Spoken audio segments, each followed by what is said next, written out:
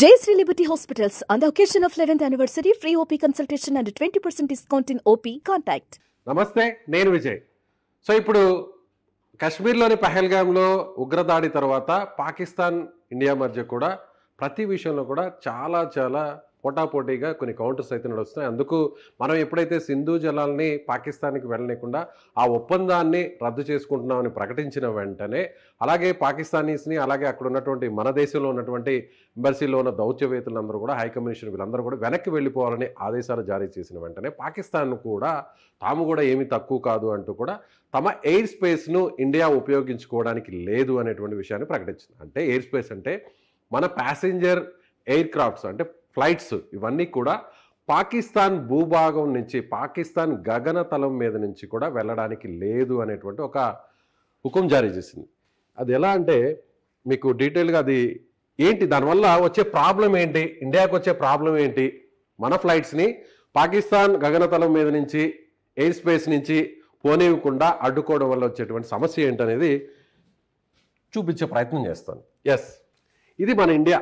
అంటే ఇక్కడ మనం చూసినట్లయితే ఇక్కడ మనకి ఢిల్లీ కావచ్చు, లేదంటే హైదరాబాద్ కావచ్చు, లేదంటే ముంబై కావచ్చు, అహ్మదాబాద్ కావచ్చు, లేదా చెన్నై కావచ్చు, బెంగళూరు కావచ్చు, కొచ్చి కావచ్చు, కోల్కతా కావచ్చు, ఇలా అనేక ప్రాంతాల నుంచి ఇంటర్నేషనల్ ఎయిర్పోర్ట్స్ ఉంటాయి. వీటన్నిటి దగ్గర నుంచి కూడా మన ఫ్లైట్స్ దుబాయ్కి, లేదంటే ఇక్కడి నుంచి మెయిన్గా కలకత్తా నుంచి, కలకత్తా నుంచి ఢిల్లీ నుంచి మెయిన్ ఫ్లైట్స్ అన్నీ కూడా ఇంటర్నేషనల్ ఫ్లైట్స్ ఢిల్లీ నుంచే వెళ్తుంటాయి ఎక్కువగా, ఎందుకంటే మన దేశ రాజధాని కాబట్టి.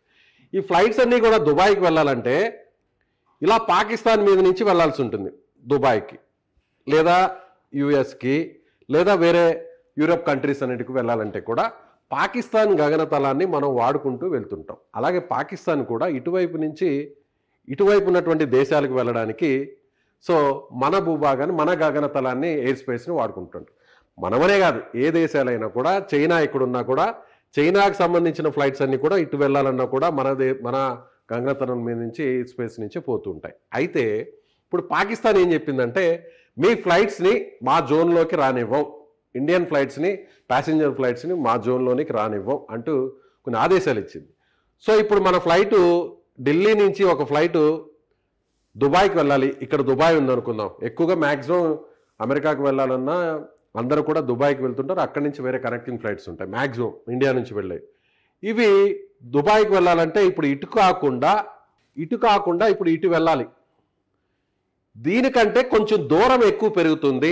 దానివల్ల ఆ ప్రయాణం అంటే ఇంధన వాడకం పెరుగుతుంది, ప్రయాణించేటువంటి సమయం కూడా కాస్త పెరుగుతుంది. దీనివల్ల అదనపు భారం అయితే ఆ ఫ్లైట్ కంపెనీస్కి, అలాగే ట్రావెల్ చేసేటువంటి ప్యాసింజర్స్ కూడా పడుతుంది. సో దీనివల్ల పెద్ద నష్టం లేదు, కొంతవరకే నష్టం. దానివల్ల దూరాభారం పెరుగుతుందనేది ఆలోచించాలి. అయితే ఇప్పుడు అది ఎలా నడుస్తుంది ఏంటి అనేది, ఫ్లైట్స్ అన్నీ కూడా ఎలా వెళ్తున్నాయి ఏంటి అనేది కూడా మీకు లైవ్లో చూపించే ప్రయత్నం అయితే చేస్తాను ఒక అప్లికేషన్ ద్వారా. ప్రస్తుతం లైవ్లో ట్రావెల్ చేస్తున్నటువంటి ఫ్లైట్స్, ప్యాసింజర్ ఫ్లైట్స్, ఇది మన ఇండియాకి సంబంధించినటువంటి భూభాగం. ఇదంతా కూడా ఇది మన ఇండియాకి సంబంధించినటువంటి భూభాగం.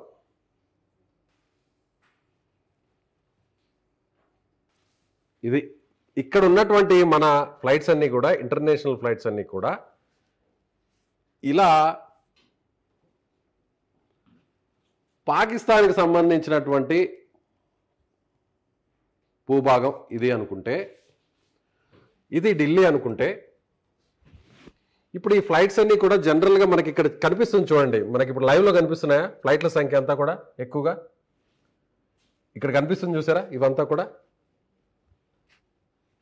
జనరల్గా అయితే ఇవాళ ఇలా ట్రావెల్ చేస్తున్నాయి. అలా కాకుండా మామూలుగా పాకిస్తాన్ వాళ్ళ ఎయిర్ స్పేస్ని మనం యూజ్ చేస్తున్నప్పుడు గత 2 రోజుల కిందట, నిన్నటికి ముందు ఈ ఫ్లైట్స్ అన్నీ కూడా ఇలా ట్రావెల్ చేసేవి. ఎస్, ఇప్పుడు ఢిల్లీ నుంచి వచ్చే ఫ్లైట్స్ అన్నీ కూడా ఇలా ట్రావెల్ చేస్తూ ఇలా దుబాయ్కి వెళ్ళేవి. ఇలా ట్రావెల్ చేస్తూ ఇలా దుబాయ్కి వెళ్ళేది. ఇప్పుడు చూడండి, ఇవన్నీ కూడా రూట్ ఇక్కడ మనకి ఎక్కువ కనిపిస్తుంది చూడండి. ఇవన్నీ కూడా ఇండియా నుంచి వెళ్ళే ఫ్లైట్స్ అన్నీ కూడా ఇదిగో చూడండి మొత్తం. ఇప్పుడు లైవ్లో ఈ ఫ్లైట్స్ అన్నీ కూడా ఇలా పాకిస్తాన్ మీద కాకుండా ఇలా మన ఇండియన్ ఫ్లైట్స్ అన్నీ కూడా ఇలా వెళ్తున్నాయి. అయితే పాకిస్తాన్ మీద కొన్ని ఫ్లైట్స్ ఉన్నాయి, అవి వేరే దేశానికి సంబంధించినవి, అంటే చైనా కావచ్చు, వేరే ఇతర దేశాలకు సంబంధించిన ఫ్లైట్స్ ఇలా పాకిస్తాన్ స్పేస్ని వాడుకొని ప్రస్తుతం వెళ్తుంటాయి. దీనివల్ల ఏమవుతుందంటే ఇలా నేరుగా వెళ్తే కొంత దూరం ఉండేటువంటి మనకు జర్నీ ఇప్పుడు ఇలా పాకిస్తాన్ దాటుకొని అరేబియా సముద్రం మీదుగా ఇలా వెళ్ళాలి కాబట్టి కాస్త దూరం పెరుగుతుంది, కిలోమీటర్ల సంఖ్య పెరుగుతుంది, ఇంధన భారం కూడా పెరుగుతుంది, ఫ్యూయల్ ఛార్జెస్ కూడా పెరుగుతాయి, ఫ్యూయల్ కెపాసిటీ కూడా పెరుగుతుంది. దానివల్ల ఆ భారం అయితే మాత్రం ట్రావెల్ చేసేటువంటి ప్యాసింజర్ మీద మాత్రమే పడుతుంది. అలా కాకుండా ఎయిర్ స్పేస్ని క్లోజ్ చేశారు కాబట్టి ఒకవేళ మన ఇండియన్ ఫ్లైట్ ఏదన్నా ప్యాసింజర్ ఫ్లైట్ ఏదన్నా వాళ్ళ భూభాగంలోకి పోతే వెంటనే ఇమీడియట్గా అక్కడ ఉన్నటువంటి రాడార్స్ అలర్ట్ చేస్తాయి. సో ఏదన్నా ప్యాసింజర్ ఫ్లైట్ అక్కడ వాళ్ళ భూభాగం మీద వాళ్ళ గగనతలం మీద కానీ వెళితే ఆ ఎయిర్ స్పేస్ని కానీ ఒకవేళ యూజ్ చేసుకుంటే ఇమీడియట్గా రాడార్ నుంచి అలర్ట్స్ వస్తాయి.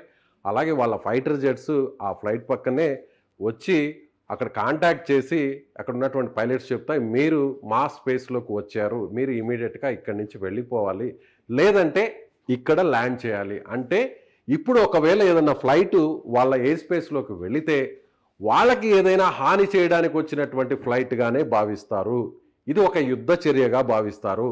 కాబట్టి మన దేశానికి సంబంధించినటువంటి కమర్షియల్ ఫ్లైట్స్, ప్యాసింజర్ ఫ్లైట్స్ అన్నీ కూడా ఇక పాకిస్తాన్ మీద వెళ్లకుండా ఇటువైపు నుంచి వెళుతాయి.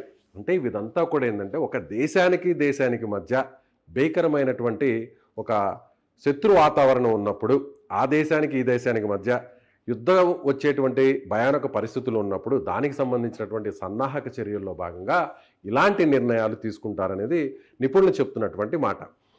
సో ఏదైనా ఫ్లైట్ వాళ్ళ భాగంలోకి వాళ్ళ ఎయిర్ స్పేస్లోకి వెళ్ళిందంటే అది మాకు వ్యతిరేకంగా ఏదన్నా వార్ బేస్ మీద ఏదన్నా మమ్మల్ని ఏదైనా డ్యామేజ్ చేయడానికి ఏదన్నా ఇబ్బంది పెట్టడానికి వస్తుందనేటువంటి దానిగా భావించి ఆ ఫ్లైట్ని వాళ్ళ కంట్రోల్లోకి తీసుకుంటారు. వాళ్ళకి సంబంధించినటువంటి యుద్ధ విమానాలు ఇమీడియట్గా ఆ ఫ్లైట్ పక్కకు వెళ్ళిపోతాయి, అటువైపు ఇటువైపు పైలట్ లాగా వెళ్ళిపోయి ఇమీడియట్గా ఆ ఫ్లైట్ని వాళ్ళ దగ్గర ఉన్నటువంటి ఎయిర్పోర్ట్లో అక్కడ ల్యాండ్ చేసుకుంటాయి. సో దానికి సంబంధించినటువంటి పూర్తి అలర్ట్స్ వాళ్ళకే ఉంటాయి. ఒకవేళ అలర్ట్ ఇచ్చినా కూడా ఆ ఫ్లైట్స్ ఆ ఎయిర్ స్పేస్లో ట్రావెల్ చేస్తూ ఉంటే వాళ్ళు ఇచ్చినటువంటి సిగ్నల్స్ని, నోటీసులను కూడా, అలర్ట్స్ని కూడా పట్టించుకోకుండా అలా వాళ్ళ ఎయిర్ స్పేస్లోనే వెళ్తుంటే ఆ ఫ్లైట్స్ని కూడా పేల్చివేసేటువంటి రైట్స్ ఆ దేశానికి ఉంటాయి. సో ప్యాసింజర్ ఫ్లైట్స్ని ఇప్పటి వరకు అలా చేయలేదు.